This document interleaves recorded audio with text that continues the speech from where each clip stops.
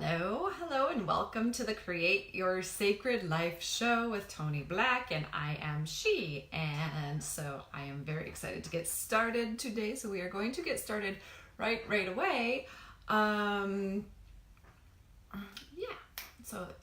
I'm gonna do this every day. This right now it's Saturday morning here in Japan.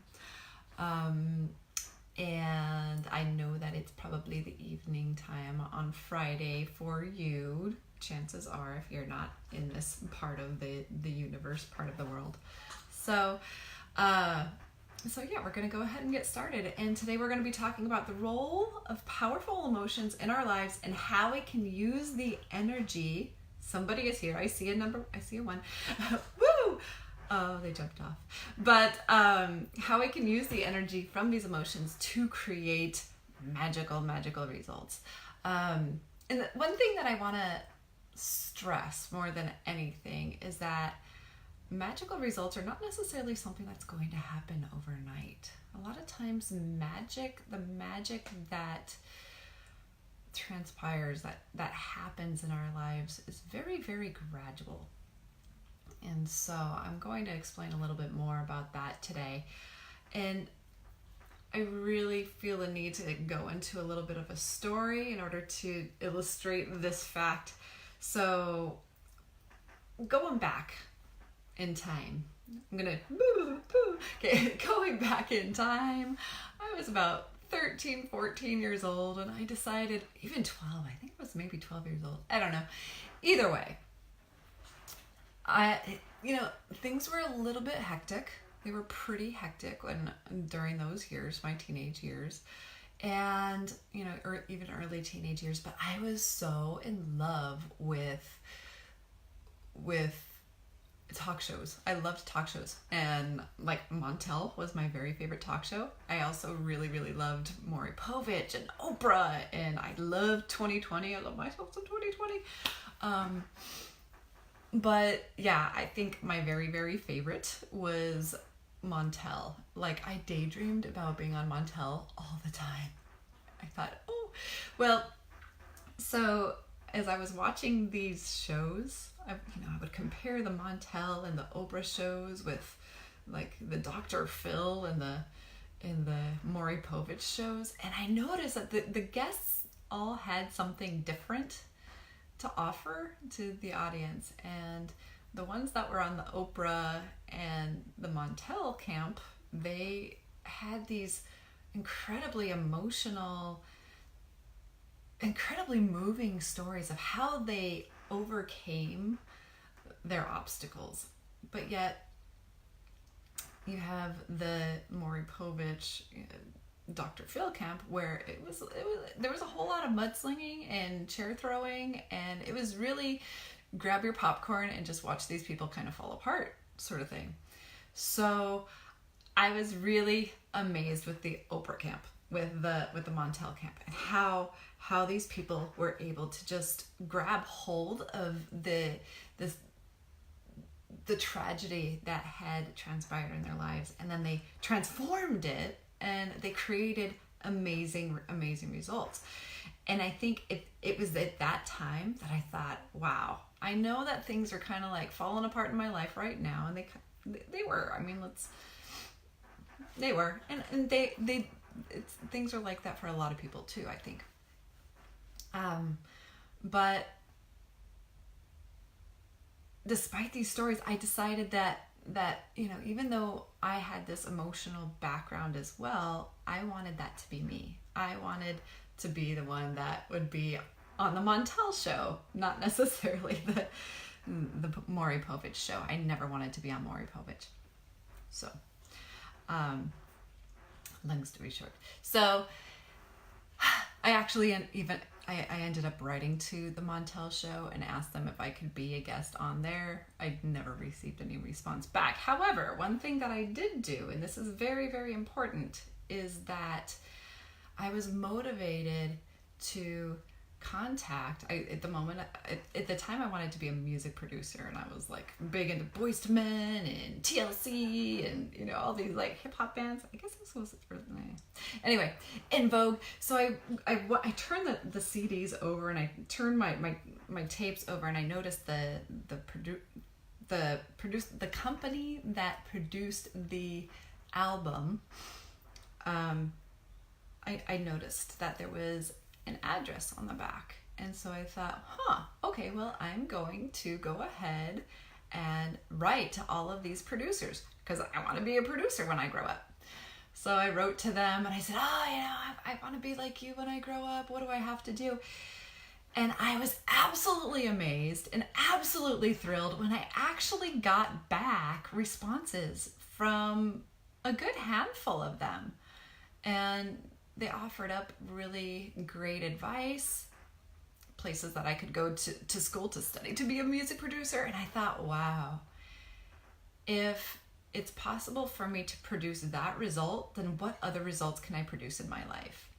So that right there was the magic that I needed to kind of propel myself forward to produce other miracles in my life. And of course, one of those other miracles was my daughter, and another miracle was moving to Germany, and now moving to Japan. So I think it's really important that even though it wasn't like an overnight boom, like here's your magic, it was a very gradual process.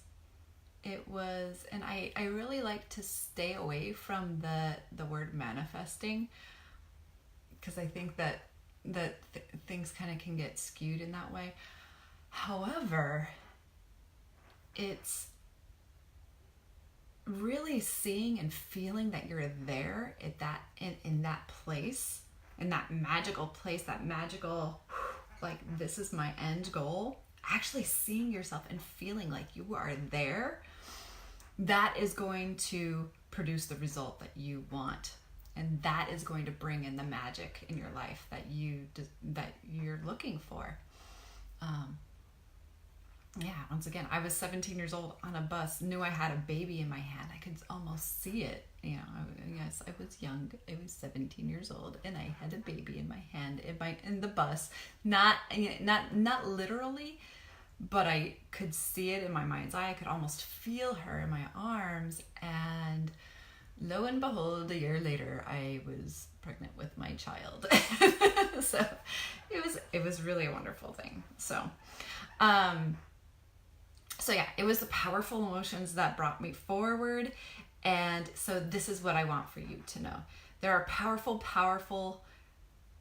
emotions are powerful. They're powerful energy. And whatever it is that you're facing right now, the emotional energy that is being kicked up is fuel for your inner voice to sing. So the magic is in taking committed and inspired action. And this is all about connecting to your creative source and figuring out what it is that you really truly need to do next. So this does not mean that you're going to be building Rome overnight. Once again, it's not an overnight process. It takes time, but it's really feeling like it's there.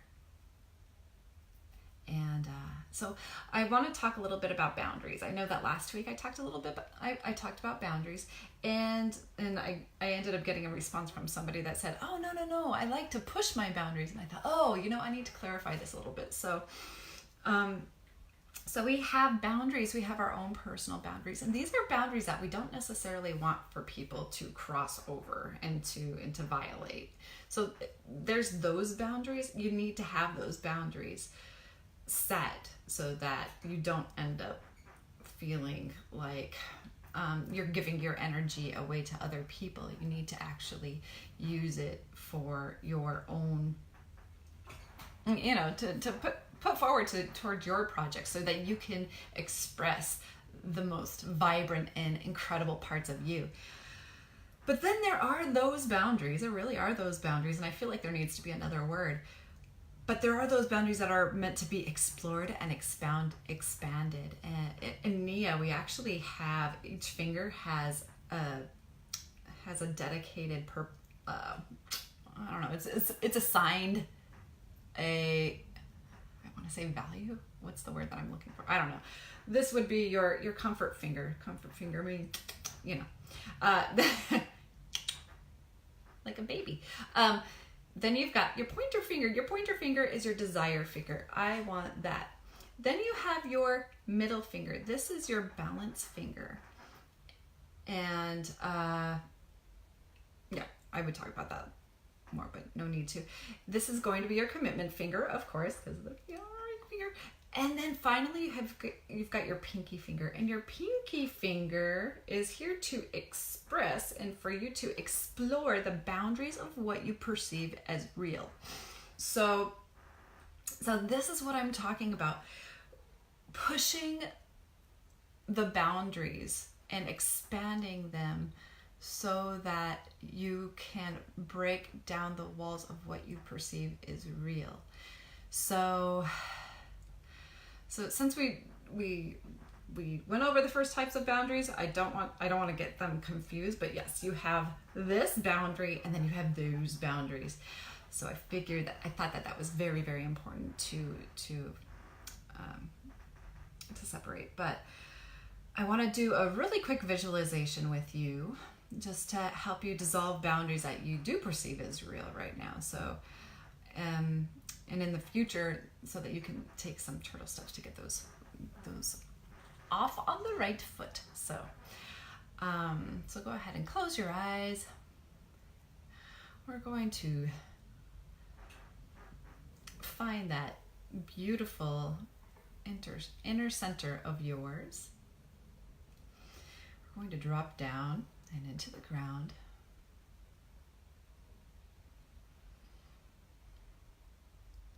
Allowing that center to drop down deep into the earth, wrapping around the center of the earth, moving on up into your feet, into your bottom, right up into the center of you.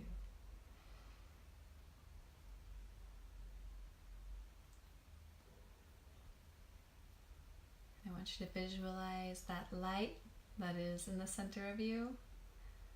It's burning and it's expanding and it's getting greater and greater and greater.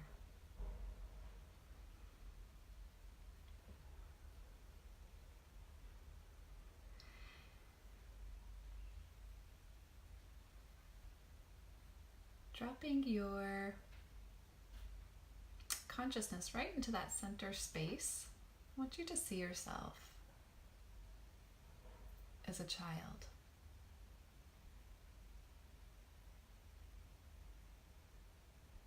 Right there in the center of that space. This is before any sort of limits were ever put on you.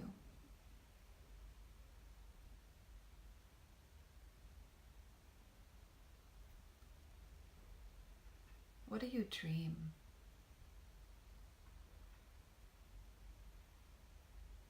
What do you see?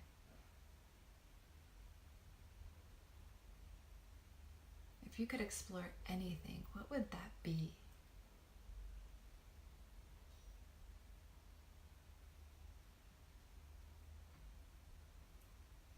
Notice that beautiful heart of yours as a child.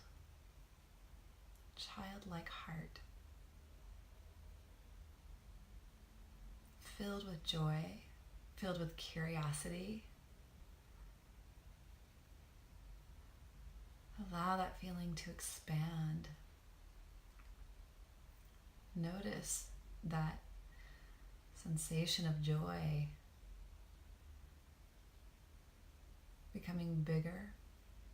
Notice the light that's coming from it. And allow it to fill your space.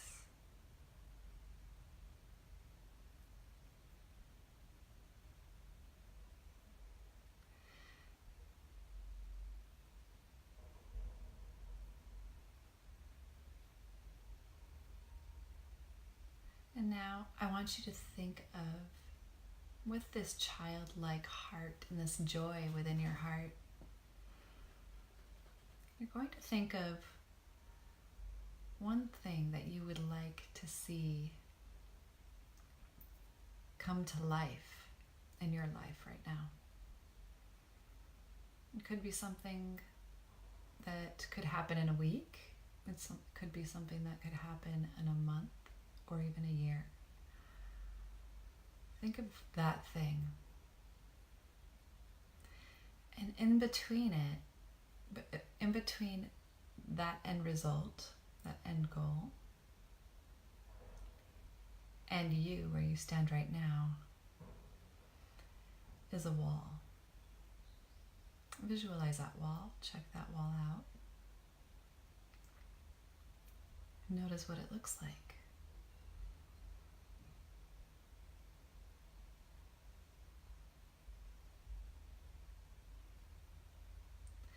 You're going to approach the wall, and as you approach that wall, you notice that there is a weak spot in it.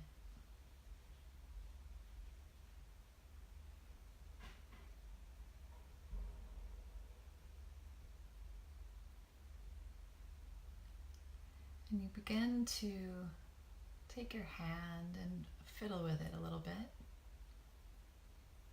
And then you notice that the strength of this wall is not nearly as strong as you thought it was. You realize that with a little bit of determination and inspired action, this wall can and will come down, so that you will find your clear path to that which you desire.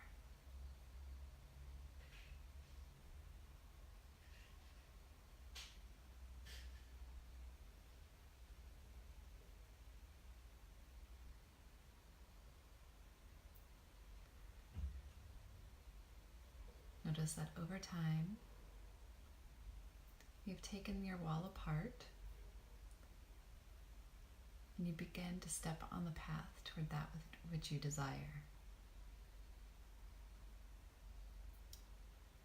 It's going to be a little bit of a road, but you can see it and it's there and you can feel it. You can feel it in that joy-filled heart of yours.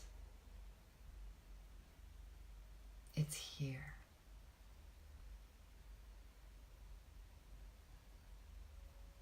It is now. It has dropped into your arms and you have it.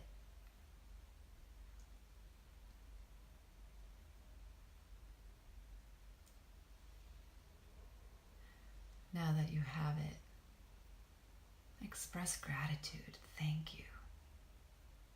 I'm so grateful.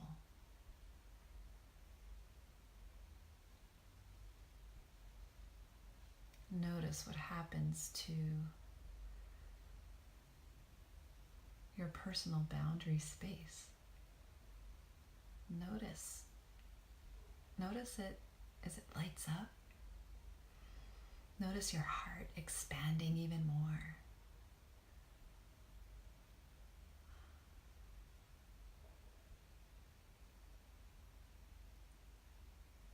Notice that you created this and that you are this powerful.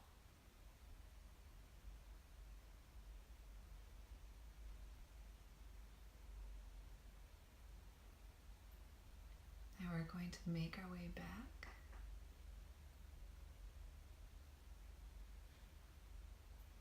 I want you to step into your feet. Notice your feet. We're not going to step away from that sensation, that magic that we just experienced. You're going to hold that in your heart. You're going to continue to experience and feel that gratitude.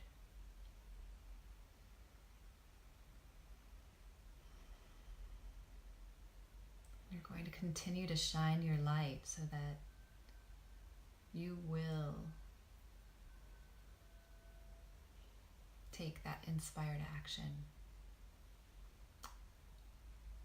and allow that wall to come down.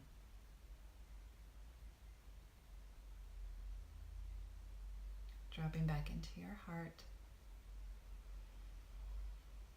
Wiggle your fingers. Wiggle your back. Sensing the joy and sensing the unconditional love that's filling up every single cell of your body.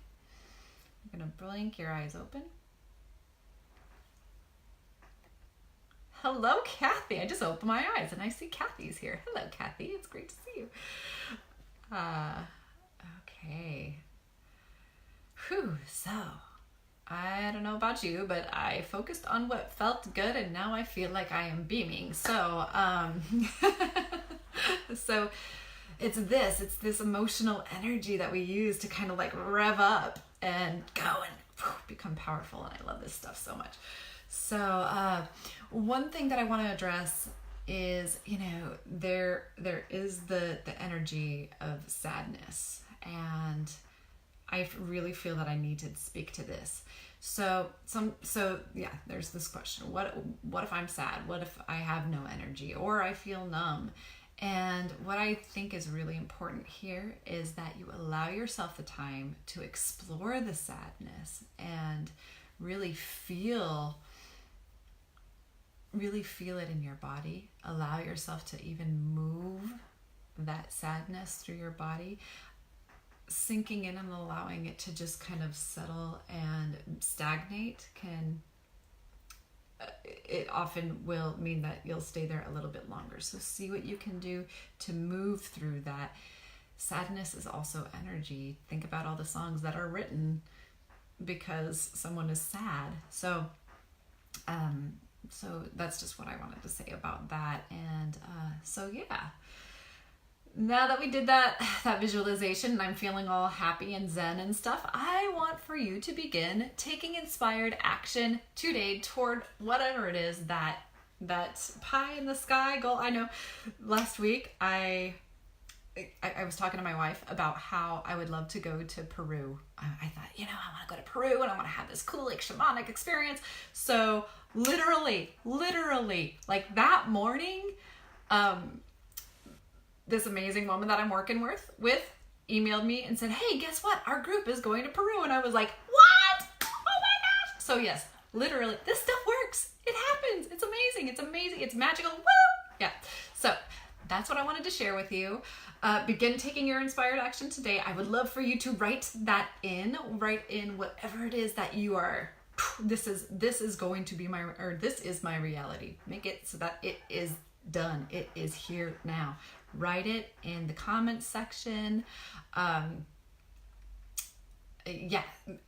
begin taking that inspired action today. Taking turtle steps, little tiny itty bitty steps. Remember, taking that wall down just very, very gradually. And also, I wanted to share the transforming emotional pain visualization with you. I'm going to also drop the link for the article that I wrote this past week about that into the comment section below. So please let me know if this was helpful to you, and if it is, then feel free to share it and like it or whatever we do. Love it. I like little hearts. So and yeah, let me know what you got out of it and be sure to share it. So next week we're going to be focusing on the body compass and using physical sensations as our intuitive guide. So I am looking forward to seeing you then. And it would be really fun if we could play live, because I would love to have a partner to do some live work with. So all right, I will see you later. Bye.